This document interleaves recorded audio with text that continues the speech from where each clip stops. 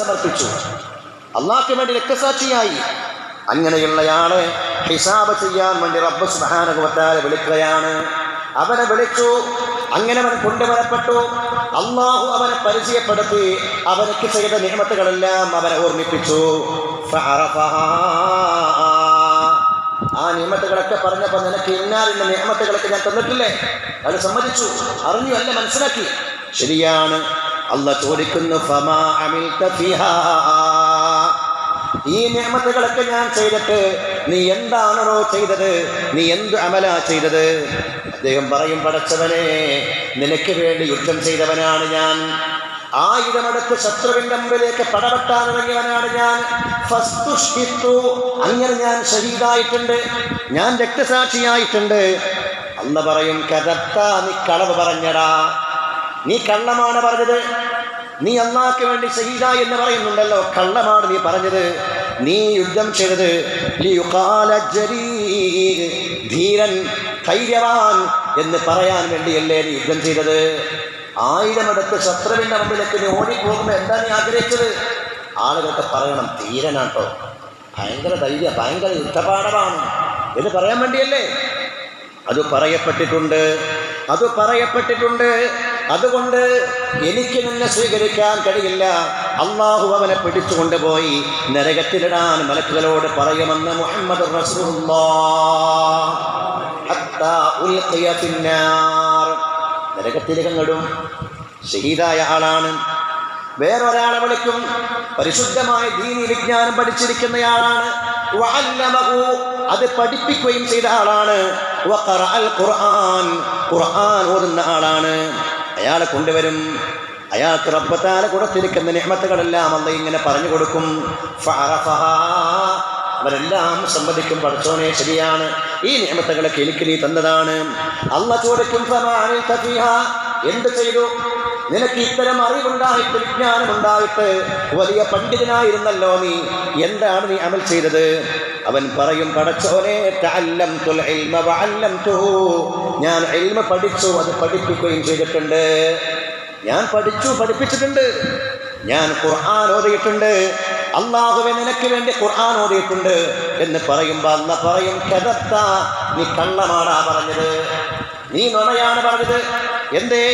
നീ പഠിച്ചത് ലിയുഖാല ആലിം, ആലിം എന്ന് പറയപ്പെടാനല്ലേ, ആളുകൾക്കിടയിൽ വലിയ പണ്ഡിതനാണ് എന്ന പേര് കിട്ടാനല്ലേ നീ ഖുർആൻ ഓതിയത്?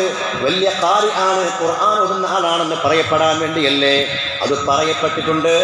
ഇവനെ പിടിച്ച് നരകത്തിലെറിയാനെന്ന് പറയുമെന്ന് മുഹമ്മദ് റസൂലുള്ളാഹ്. അല്ലാഹു നമ്മെ കാക്കട്ടെ. റിയാദ് വന്നാൽ അമലുകൾ പോകും. പിന്നെ ഒരാളെ കൊണ്ടുവരും. വസ്സഅല്ലാഹു അലൈഹി, അല്ലാഹു തആല ഒരുപാട് ജീവിത വിശാലത കൊടുത്തിരിക്കുന്നയാളാണ്. നല്ല സമ്പത്തുള്ള ആളാണ്, ഒരുപാട് നിഅമത്തുള്ള ആളാണ്, ഒരുപാട് സമ്പത്ത് കൊടുത്തിട്ടുണ്ട്, ഒരുപാട് ബിസിനസ് സാമ്രാജ്യങ്ങളുണ്ട്. അയാളെ കൊണ്ടുവന്ന് അള്ളാഹു അവനോട് ഇങ്ങനെ ചോദിക്കും, ചെയ്ത നിഅമത്തുകളെല്ലാം പറഞ്ഞിട്ട് അവനോട് ചോദിക്കുമ്പോൾ അവൻ പറയും, ഫഅറഫഹാ, ആ നിഅമത്തുകളൊക്കെ ശരിയാണ്, കിട്ടിയിട്ടുണ്ട് എന്ന് റബ്ബിനോട് സമ്മതിക്കും. അല്ലാഹ് ചോദിക്കും, ഈ സമ്പത്തെല്ലാം നിനക്ക് ഞാൻ നൽകിയിട്ട് എന്താണ് നീ ചെയ്തത്? ഫമാ അമിൽത ഫീഹാ, എന്താണ് നീ ചെയ്തത്? ആ സമയത്ത് അദ്ദേഹം പറയും, അത്രേ, മാ റഅയ്തു മിൻ സബീലിൻ തുഹിബ്ബു അൻ യുൻഫഖ ഫീഹാ ഇല്ലാ അൻഫഖ്തു ഫീഹാ, ചെലവഴിക്കാൻ പറ്റുന്ന ഏതൊക്കെ നല്ല വഴികൾ ഞാൻ കണ്ടിട്ടുണ്ടോ അവിടെയൊക്കെ ഞാൻ കൊടുത്തിട്ടുണ്ട്. എന്തെല്ലാം നല്ല വഴികളുണ്ടോ പാവപ്പെട്ടവർ വന്നപ്പോഴൊന്നും ഞാൻ ഒഴിവാക്കിയിട്ടില്ല. 27-ാം രാവാണ്, ഇന്ന സ്ഥാപനത്തെ സഹായിക്കണമെന്ന് പറഞ്ഞപ്പോൾ അത് കൊടുക്കേണ്ട സ്ഥാപനമാണ്, ഞാൻ കൊടുത്തിട്ടുണ്ട്. അങ്ങനെ നല്ലതായി തോന്നിയ എല്ലാ വഴികളിലും ഞാൻ ചിലവാക്കിയിട്ടുണ്ട്. അല്ലാഹ് പറയും, കദബ്ത, നീ കളവ് പറഞ്ഞടാ, നീ കള്ളമാണ് പറഞ്ഞത്. അല്ലാഹ് പറയും, നീ ചെയ്തത് ലിയുഖാല ജവാദ്, ഉദാരൻ, ദാനം കൊടുക്കുന്നവൻ, ധർമ്മിഷ്ഠൻ എന്ന് വിളിക്കാനല്ലേ നീ കൊടുത്തത്? നീ എനിക്ക് വേണ്ടിയാണോ കൊടുത്തത്? അല്ലാഹ് പറയും, അത് പറയപ്പെട്ടിട്ടുണ്ട്. നാട്ടുകാർ പറഞ്ഞിരുന്നു, അയാളുണ്ടല്ലോ ഭയങ്കര കൊടുക്കുന്ന ആളല്ലേ, ഭയങ്കര ധർമ്മിയാണ്, ജനങ്ങൾ പറഞ്ഞിരുന്നത് പറയപ്പെട്ടിട്ടുണ്ട്, അവനെ പിടിച്ച് നരകത്തിലെറിയാൻ അല്ലാഹു തആല കൽപ്പിക്കുമെന്ന് ഹബീബുന മുഹമ്മദ് റസൂലുള്ളാഹ്. ചില്ലറ പണിയാണോ ചെയ്തത്? രക്തസാക്ഷിയായി, ഇൽമ കഷ്ടപ്പെട്ട് പഠിച്ചുണ്ടാക്കി വലിയ ആലിമായി, സമ്പത്തുണ്ടായി, ആ സമ്പത്തുണ്ടായിട്ട് കൊടുക്കേണ്ടടുത്തൊക്കെ കൊടുത്തിട്ടുണ്ട്. പക്ഷേ മനസ്സിലൊരു ചെറിയ കരുത്ത് വന്നു, ആളുകൾ അറിയണം, വലിയ ആളാവണം, ജനങ്ങൾക്കിടയിൽ പേരുണ്ടാവണം. അല്ലാഹു കാക്കുമാറാകട്ടെ, അല്ലാഹു നമ്മുടെ ഈമാൻ വർദ്ധിപ്പിക്കുമാറാവട്ടെ. ഈ ജനങ്ങൾ പറഞ്ഞിട്ട് എന്ത് കിട്ടാനാണ് മുഅ്മിനീങ്ങളെ? ആളുകൾ പറഞ്ഞിട്ട് എന്താ കിട്ടേണ്ടത്? പറഞ്ഞാലും 2 നാൾ പറയും, 4-ാം നാൾ ആർക്കും ഓർമ്മയുണ്ടാകില്ല, പറഞ്ഞു പോവും. അതുകൊണ്ട് അല്ലാഹുവിന് വേണ്ടി പടച്ചവൻ ഇഷ്ടപ്പെടുന്ന വഴിയിൽ അവൻ ചെയ്യുന്ന അവന്റെ പ്രതിഫലം മാത്രം ആഗ്രഹിച്ചുകൊണ്ട് മറ്റൊരു താല്പര്യമില്ലാതെ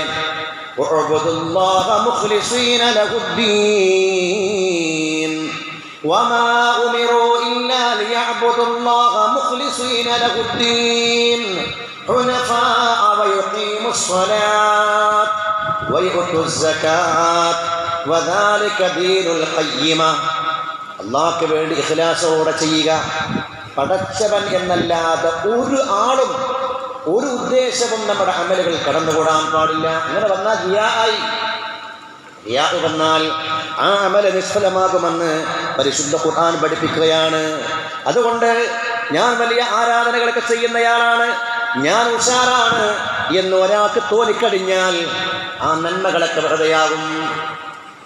ഞാൻ കുറേ കൊടുത്തു, സദഖ ചെയ്തു, എനിക്ക് തന്നെ തോന്നാണ് നരക്കടില്ലട്ടെ ഞാൻ ഇത്ര കൊടുത്തിട്ടുണ്ട് തോന്നിയാൽ തന്നെ നമ്മുടെ അമല് നിഷ്ഫലമാകാൻ സാധ്യതയുണ്ട്. യാ അയ്യുഹല്ലദീന ആമനൂ ലാ തുബ്തിലൂ സദഖാതികും ബിൽ മന്നി വൽ അദാ കല്ലദീ യുൻഫിഖു മാലഹു റിആഅൻ നാസ്. ജനങ്ങൾ അറിയാൻ വേണ്ടി സമ്പത്ത് ചെലവഴിക്കുന്നവനെ പോലെ നിങ്ങളുടെ ചെയ്തിരിക്കുന്ന സ്വതക്കകളെ, നിങ്ങൾ കൊടുത്തിരിക്കുന്ന ദാനധർമ്മങ്ങളെ നിങ്ങൾ നിഷ്ഫലമാക്കരുത്. എങ്ങനെ? അത് നിഷ്ഫലമാകുന്ന മറ്റൊരു വഴിയാണ് എടുത്തു പറയുക. ചെയ്തിരിക്കുന്ന ദാനം, ചെയ്തിരിക്കുന്ന സ്വതക്ക എടുത്തു പറയുക. അല്ലെങ്കിൽ നമ്മൾ ആർക്കാണ് ഉപകാരം ചെയ്തത് അവരെ ബുദ്ധിമുട്ടിക്കുക, അവരെ കുറിച്ച് പറഞ്ഞ് 4 ആൾക്കിടയിൽ അവരെ നാട്ടുക. ഇതൊക്കെ സാധാരണ ചെയ്യുന്ന പണിയാണല്ലോ. നമ്മൾ കൊടുത്താൽ 4 ആളോട് പറയും, അല്ലെങ്കിൽ ആ ചെയ്തിരിക്കുന്ന ഗുണം എടുത്തു പറയും. പറയാൻ പാടില്ല, മിന്നത്ത് പാടില്ല. ചെയ്ത ഗുണം എടുത്തു പറയല്ലേ, സഹായിച്ചത് വിളിച്ചു പറയല്ലേ. അത് ഒരാളെ ബുദ്ധിമുട്ടിക്കലാണ്. അതുവഴി നീ കൊടുത്തിരിക്കുന്ന ആ ദാനം അത് നിഷ്ഫലമാകുമെന്ന്, ബാത്തിലാകുമെന്ന് പരിശുദ്ധ ഖുർആനാ പറയുന്നത്. അല്ലാഹുവേ ഞങ്ങൾക്ക് ബോധം നൽകണം റഹ്മാനെ.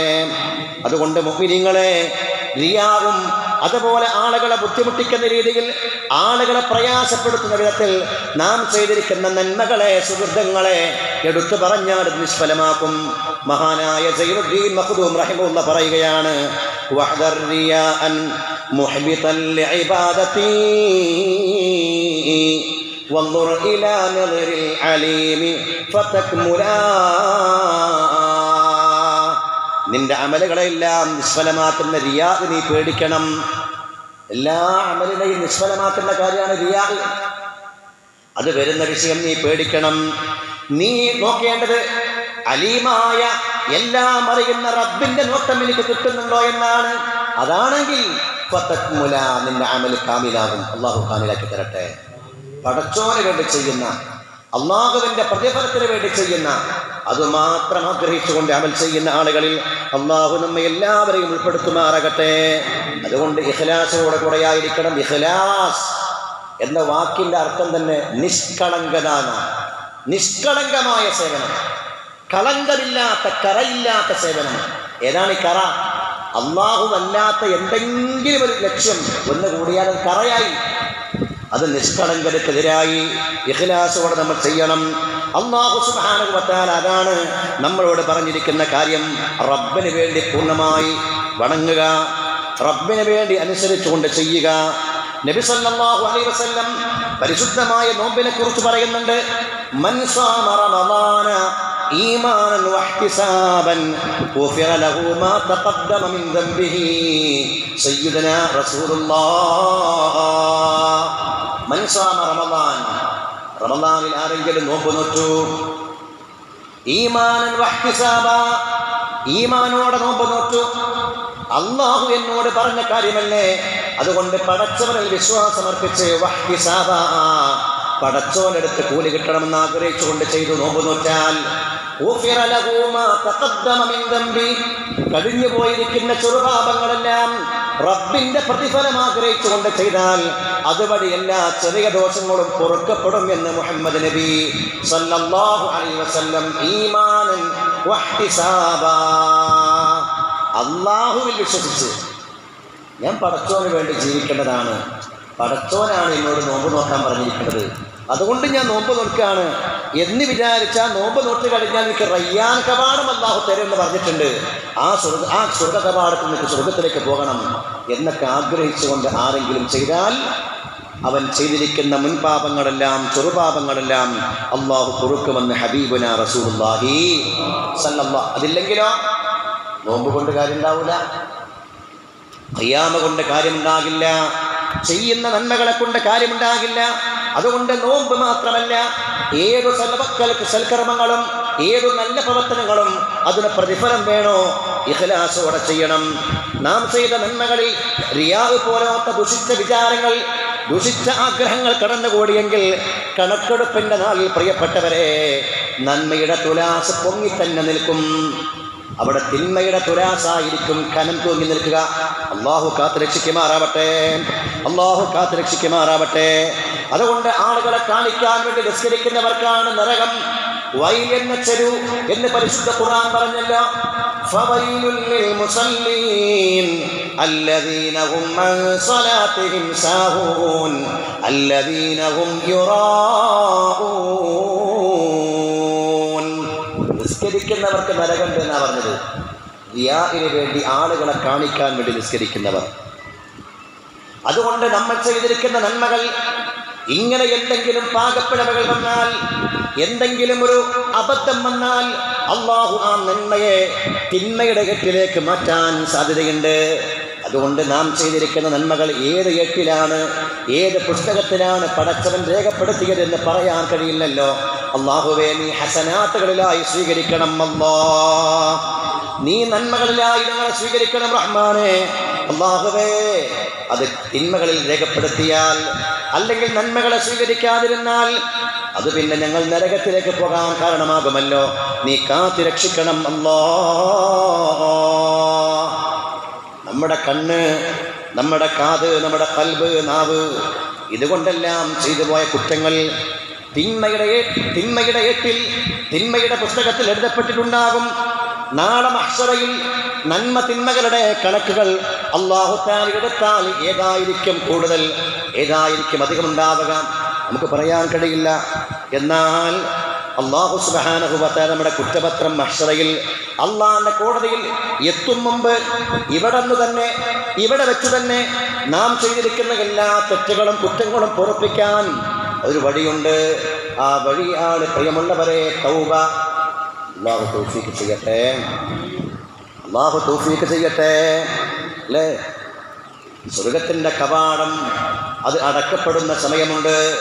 എന്നാൽ റൂഹിലേക്ക്, റൂഹ് പരിശുദ്ധമായ തൊണ്ടക്കുടിയിലെത്തുന്ന സമയം വരെ തൗബയുടെ കവാടം അടക്കപ്പെടില്ല എന്ന് മുഹമ്മദ് മുസ്തഫ.